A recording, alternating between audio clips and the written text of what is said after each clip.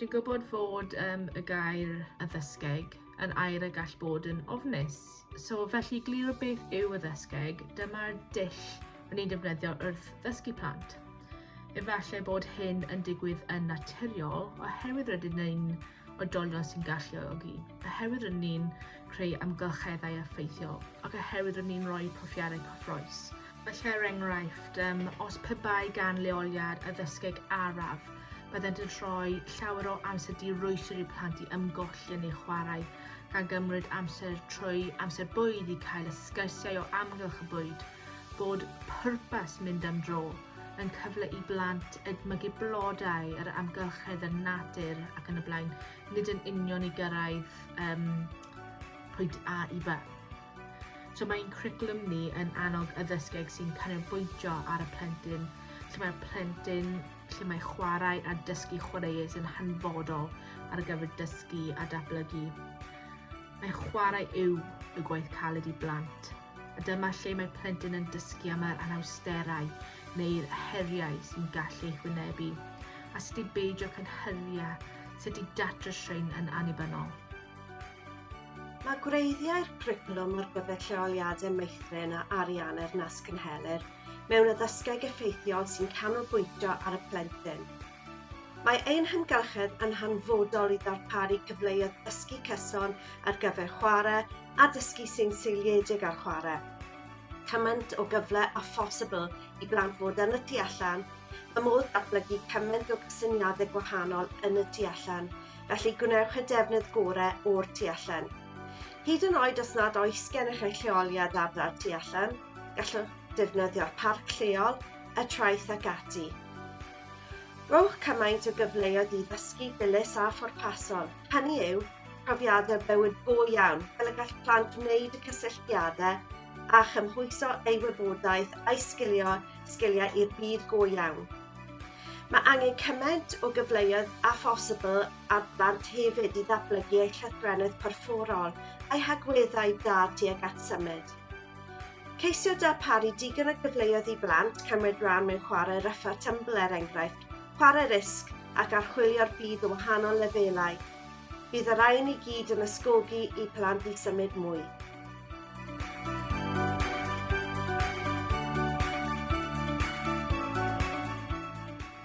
Mae dyletswydd arno ni fel oedolion sy'n galluogi i gynllunio'n ymatebol. So mae'r gair galluogi yn sylweddol. Rydym yma i alluogi'r plant i ddysgu am eu chwilfrydedd, a'i ddiddordebau, a rydym yn gwneud hyn trwy ar sylwi. So mae angen i gwybod beth yw y lefel ddyfnach o'r chwarae hon, a ydyn nhw'n hoffi dweud blociau yn gyffredinol, ydyn nhw'n gwneud sgema, neu ydyn nhw'n gweithredio cof, efallai maen nhw wedi bod rhywle ar y penwythnos, gweld adeilad, a maen nhw'n cofio hon ac yn ail creu, neu ydyn nhw'n arbrofi, mae jyst rhywbeth maen nhw eisiau gwneud, ydyn nhw'n dilyn arweiniad a rheolau plentyn arall. Mae'n mater i ni yw gwybod beth sy'n cyffro'r plentyn yma, beth sy'n gwneud iddyn nhw fod eisiau chwarae y ffordd yma. Beth maen nhw'n dal i dychwelyd i tro ar ôl tro, oes patrwm yn ei chwarae trwy gydol eu lleoliad.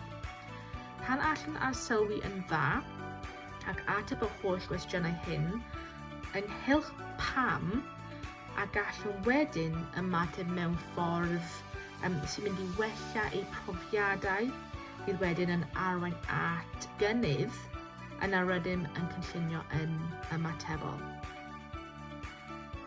Dylen ni fod dal i agwedd llawen at dysgu ac annog a chefnogi chwilfrydedd naturiol plant, gan wneud y defnydd gorau o'r cyfleoedd dysgu digymell sy'n digwydd yn naturiol wrth i ni arsylwi'r plant a chymryd rhan yn ei chwarae. Hwn yw ein cynllunio yn y foment, ac mae'n bwysig fel ymarferwyr ein bod yn ymwybodol o bryd maen nhw'n digwydd at sut i ymateb iddyn.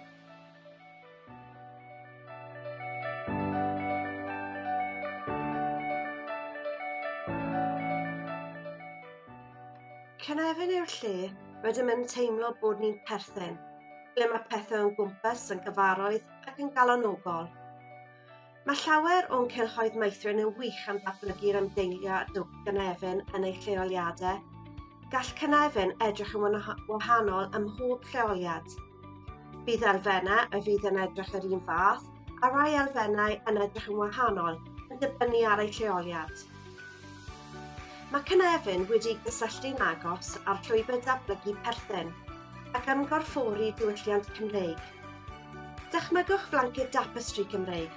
Mae ganddyn nhw amrywiaeth o liwiau a phatrymau anarferol sy'n ei gwneud yn unigryw, yn yr un modd ac y mae pob lleoliad yn unigryw yn ei cynefin. Mae pob lliw a phatrwm unigol yn cael ei gwau gyda'i gilydd i gynhyrchu canlyniad terfynol o harmoni a lliw ragorol, yn debyg iawn i'r modd y mae lleoliadau'n priodi cynefin, gwreiddio diwylliant a pherthyn Cymraeg. Efallai y bydd y canlyniad yn y pendraw yn edrych yn wahanol ym mhob lleoliad, ond yn darparu'r ymdeimlad o cynefin yn ei ffordd unigryw ei hun. Mwyn meithrin deimlad o cynefin mewn plant ifanc, mae'n bwysig dod i adnabod eich plant a'ch teuluoedd. Mae'n bwysig i plant cael y cyfle i adnabod pwy ydyn nhw, o ble maen nhw'n dod o, a sut maen nhw'n perthyn i'r cylch a'r cymuned ac yn y blaen. Dylai ymarferwyr gwerthfawrogi'r profiadau mae plant yn cael cyn dechrau yn y cylch, a wneud yr cysylltiadau rhwng y cylch a'r cartref, ac mae'n bwysig bod y plant yn gweld hyn, mwyn deall bod nhw'n rhan o'r grŵp ffrindiau, y cylch, y cymuned, ond ar yr un pryd, maen nhw'n unigolion ac yn cael ei werthfawrogi am hyn. Mae cynefin yn mwy na ble maen nhw'n byw, ond yn cwmpasu traddodiadau, diwylliannau, treftadaeth, y pobl o'i gwmpas, y iaith Cymraeg ac yn y blaen. Mae bwysig bod plant yn weld o'i gwmpas yn enghreifftiau beth sy'n yn ei gymuned. Hynny yw pobl enwog, yr hanes, natur, bywyd gwyllt, a'r amgylchedd ac yn y blaen.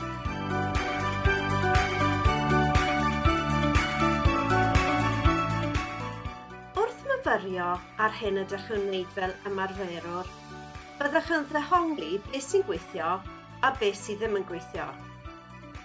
Mae hyn yn rhan hanfodol o fod yn ymarferwr sy'n darparu ddarpariaeth o ansawdd uchel. Mae yn y cyfres o gwestiynau myfyrio yn y cwricwlwm ar gyfer lleoliadau Meithrin a ariennir nas cynhelir. Felly wnewch pwynt o ddefnyddio nhw ac adeiladu nhw mewn i'ch ymarfer. Trwy myfyrio'n gyson bydd plant yn derbyn y profiadau dysgu gorau ac fydd cyfle i ymarferwyr addasu ei addysgeg mwyn sicrhau hyn. Mae'n bwysig bod pob staff yn gymryd rhan a ffocysu ar beth mae plant yn gallu wneud nawr a beth sydd angen wneud nesaf mwyn ddarparu y profiadau a'r amgylcheddau mwyaf effeithiol.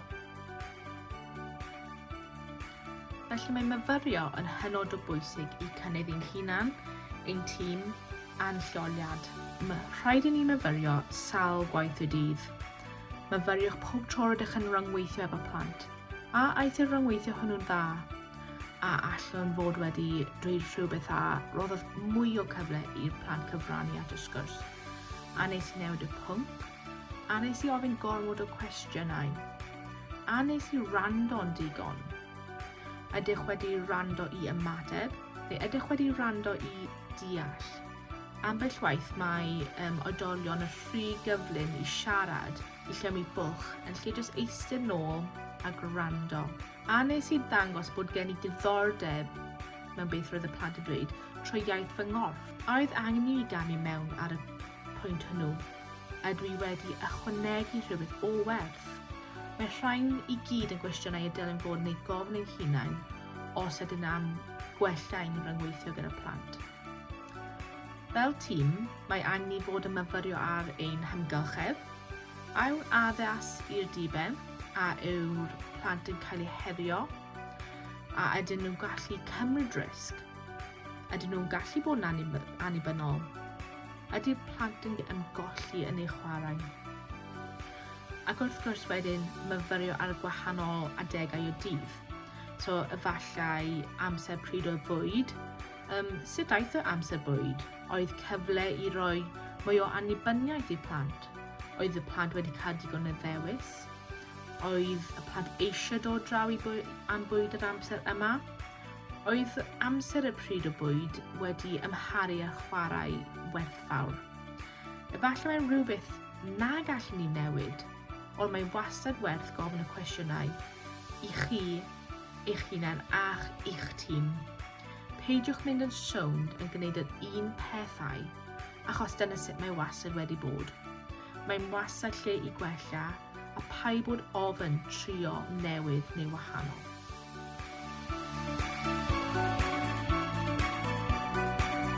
Mae darnau rhydd yn deunyddiau i dellu ei symud, ei chario, ei chyfuno, ei aildrynllunio, ei threfnu a'i chymryd ar wahân, a'i rhoi nôl at ei gilydd mewn sawl ffordd.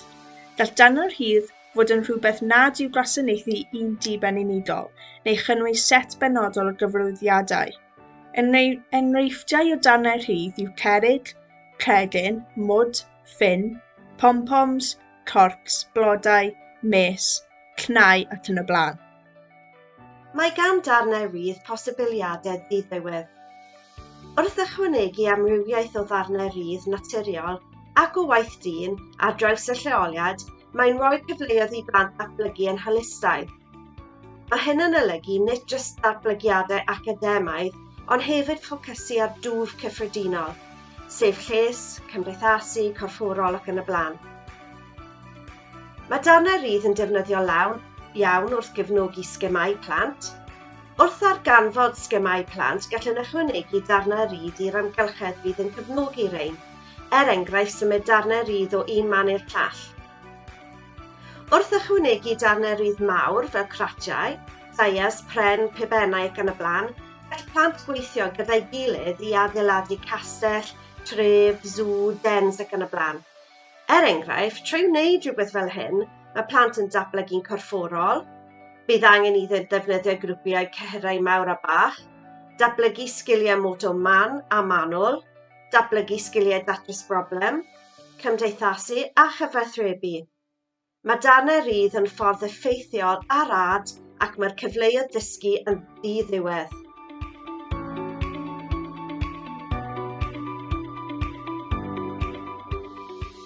Ar dechrau taith plentyn, mae'n leia adnoddau gyda pwrpas penodol. Cynrychiolaeth symbolaidd yw pan fydd plentyn yn defnyddio gwrthrych i gynrychioli rhywbeth arall. Enghraifft, defnyddio'r banana fel ffôn, bloc fel car ac ati.